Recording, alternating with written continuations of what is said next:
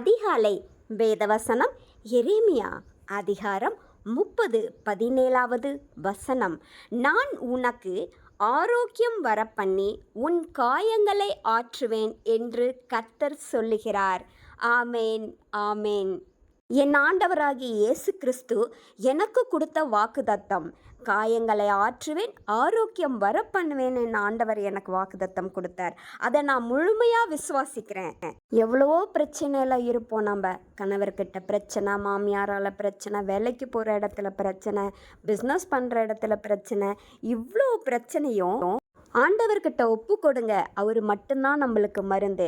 அவர் மட்டும்தான் நம்மளுடைய காயங்களை ஆற்றி குணப்படுத்துவார். நானே அதற்கு சாட்சி. ஆமேன், ஆமேன்.